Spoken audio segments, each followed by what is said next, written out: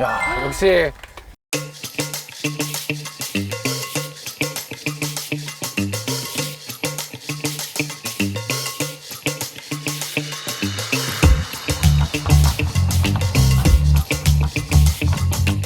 항상 삼겹살 먹고 나면 마지막이 있잖아요. 그쵸. 바로 이 된장찌개. 저희 된장찌개까지 이제 또 네. 만나볼 텐데 다들 텐션이 왜 이렇게 죽었어요, 우리? 네. 좀 올려줘요, 올려줘요. 너무 좋은데요? 아, 된장. 맛있어! 이런 맛있어! 된장. 아, 이거 어디다 먹으면 되나요? 네, 다음에 그릇. 오, 그릇이 하나 더 있네요. 일단은 먼저 주셨으니까 저희가 먼저 아, 한번 네. 이제 네. 퍼주세요. 감사합니다. 네. 우와, 된장찌개 맛있겠네요. 근데 이 된장찌개가 이제 결국엔 장이잖아요, 장. 네. 역시 이번에 이 장 관련해서 좀 네. 화학적인 이야기를 쭉 해주실 것 같은데 굉장히 화학이랑 가까울 것 같아요, 저희 장 이야기가.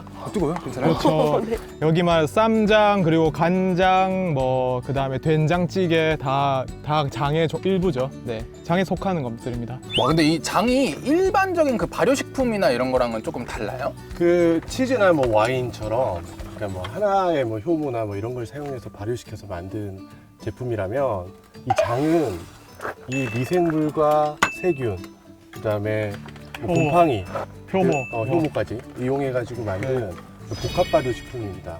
어. 이거는 이제 사실 메주를 만드는 지금 한국 전통 장을 만드는 방법에 관련이 있는데 그 메주 만드는 법을 잘 보면 메주콩을 먼저 삶아서 이제 절구에 찧어서 예, 얘를 이제 잘 모양을 다듬어서 맞아요, 맞아요. 메주를 만들죠. 예, 만들어서 볏짚으로 이제 잘 묶어서 표면만 건조시킨 다음에 얘를 이제 지붕에 이렇게 걸어놓죠, 처마 밑에. 볏짚에 그 여러 가지 미생물들이 살고 있어요. 그래서 볏짚을 아. 붙여주면 볏짚에 있는 미생물들이 이 그 메주로 옮겨갑니다. 네, 맞습니다. 그래서 이게 이제 굉장히 중요한데 볏짚에 있는 고초균이라고 하는데 바실러스 서브틸리스라는 그 바이러스하고 그다음에 곰팡이, 그러니까 하얗고 이렇게 노랗게 뭐가 나오는데 사실 그것 때문에 메주를 많이 싫어하죠. 그때 발효되면서 나오는 냄새나 향기 때문에 많이 싫어하는데 이게 이제 결국에는 그 효소를 만들게 됩니다. 그 메주에서 보면은 노란색 뭐 곰팡이하고 하얀색 곰팡이들이 있는데 그 곰팡이하고 이제 바이러스가 남게 되고 다른 이제 균들은 다 사멸이 되고 예, 미생물들이 남는데 이제 효소가 남게 됩니다. 이게 이제 가장 중요한 게 된장찌개의 맛과 그다음에 저희가 메주콩이죠. 이 콩의 맛하고 완전 다르잖아요. 맞아요, 맞아요. 콩은 달라요. 그냥 먹는 거하고 아, 그쵸. 애를 발효시켜서 먹으면 감칠맛과 그죠? 뭐 약간 그죠? 뭐 소금에 의한 간도 있지만 맛이 더 풍부해지죠. 이게 왜 그러냐면 이 효소에 의해서 단백질을 분해를 시킵니다. 아. 먼저 펩타이트라는 걸 분해시키고 이걸 다시 또 더 작게 분해시켜요. 아미노산으로. 분해시키면 이 다양한 펩타이드와 아미노산이 다양한 향을 풍기는 된장으로 만들어지는 거죠. 메주에서부터 된장이나 간장을 만드는 거는 또 이제 먹으면서 또 설명을 또 드리겠습니다. 이렇게 알고 나니까 또 되게 신기한 것 같아요. 근데. 그리고 이 콩의 발효로 된장이나 이런 걸로 발효되면서 만들어지는 말씀하신 것 아미노산 중에서 대표적인 게 글루탐산이라는 게 있습니다. 이게 영어로 MSG, 모노소듐 글루타메이트인데 MSG. 네, 알죠. 아, 너무 화학적인 역시 아름다운 맛. 맛소금이라 알고 있는데 얘는 아미노산 중에 하나이고 그리고 또 두 번째로 가지고 있는 편견이 MSG는 화학적으로 만든다고 알려져 있는데 그 유명한 그런 MSG 만든 회사에서도 이 발효를 통해서 추출을 통해 얻는 겁니다. 그래서 사실 이거를 MSG를 너무 많이 먹으면 해가 될 수 있지만 이게 아미노산의 일종이기 때문에 몸에 무해하다고 알려져 있고 사실 우리나라 말고는 해외에서는 사실 그 사용량의 규제가 없습니다. 그래서 여러분들이 된장이 맛있는 이유는 MSG를 넣지 않아도 첨가로 넣지 않아도 본래 들어있는 MSG 때문에 맛있다라고 알고 계시면 좋을 것 같습니다. 단백? 아미노산. 아니 여기 웃으실 수밖에 없는 왜 웃으세요 갑자기? 대본에 써 있는데요. 네. 네. 그 뭐라고? 작가님이 BTS 분들의 팬이신가 봐요. 그 아미노산, 그 아미가 오를 수 없는 산이라고. 이런 거 넣지 마. 이런 거 넣으면 지금 그러니까 지금 찌양님도 그래서 당황하셨는데. 뭐 하고 있는 거야 지금? 이런 거는 그 알아서 컷 쳐줘요 이거는. 악플 달리겠네. 악플 달리겠네. 그러니까. 그 흐름을 어떻게 이어가야 되는지 아미노산을 굉장히 어떻게 그 아미노? 굉장히 당황스럽게 된 것 같은데.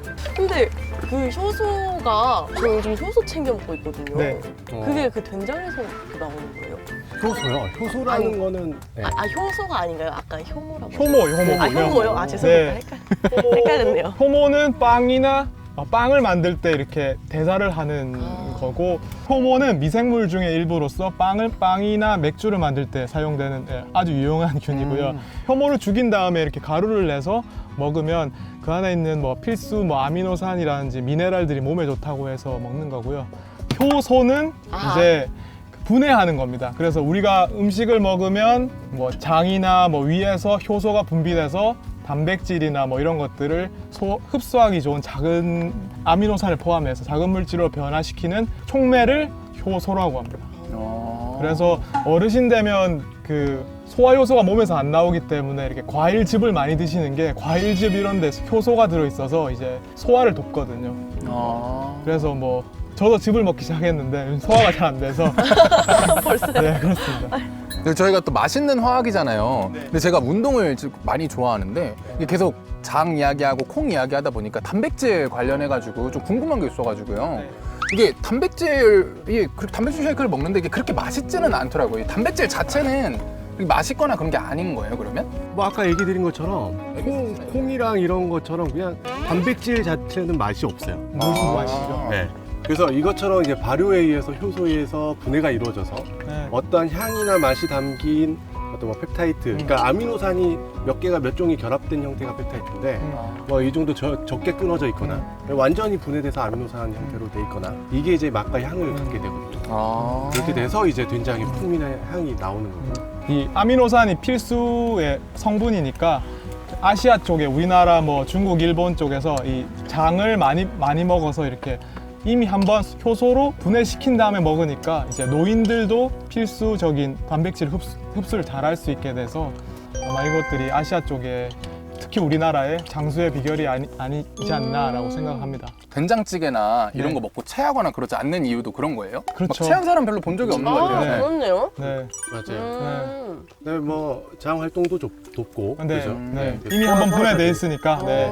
소화가 굉장히 잘 되게 도와주는 네. 거죠. 아 된장이요? 네. 아프면 된장 한 숟갈 먹으면 예전에 그랬죠. 네. 예전에 그랬죠. 예전에 그랬죠. 예전에 뭐 네. 된장 바르고 뭐 네. 뭐 그런 그죠. 얘기 있었잖아요. 네. 근데 사실 그러면 안 돼요. 되지는 않아요. 왜냐면 세균이나 이런 것들이 네. 2차 감염이 일어날 수가 있어서 네.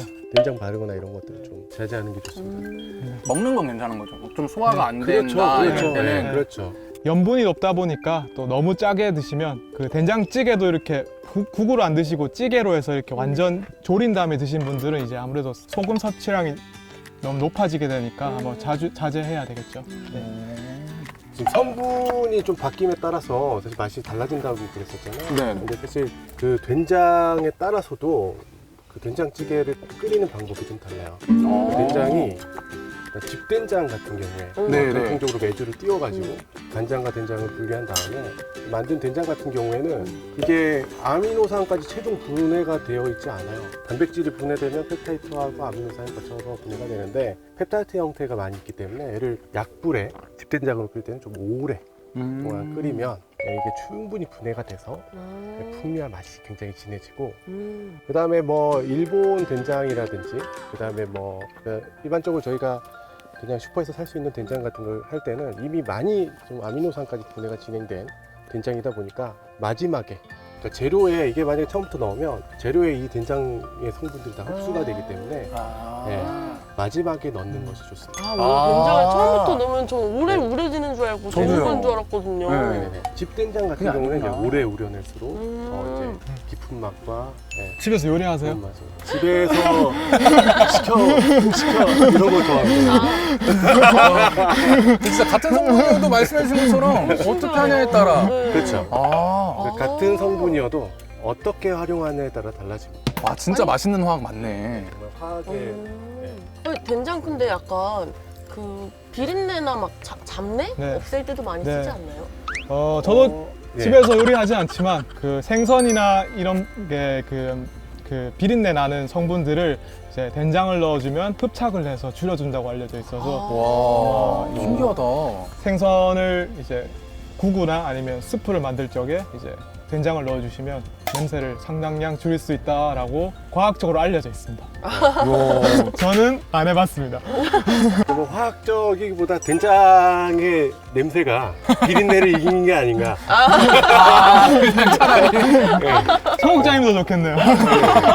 차라리 비린 냄새보단 된장 그렇네요. 냄새가 낫다. 그렇죠. 화학적으로는 뭐 단백질에서 분해된 물질들이 이제 흡착을 함으로써. 흡착한다고 되어 있는데 냄새가 너무 세서 네, 저는 이제 보면은 이거 냄새 너무 나는데 그 된장 한 스푼 넣고 이렇게. 사실 그렇대요. 그 무교동 네. 그 저기 낙지가 네. 과거에는 유통 기술이 발달 안 해서 그렇게 매운 낙지가 된 게 다 내륙 서울로 오면 다 상하니까 그때 이제 고추장을 냄새 안 날 때까지 때려 박는 거죠. 아. 네, 그래서 그렇다고 그 동네 주민한테 들었습니다. 오늘 또 이 정도 이야기만 들어도 사실 된장 전문가는 다 된 것 같아요. 네. 저도요. 이거 집된장이니 그렇죠. 처음부터 넣고 끓여. 이거 일본 된장이니 나중에 넣어. 딱 이 정도까지부터 다 이야기를 할 수 있게 되는 것 같아요.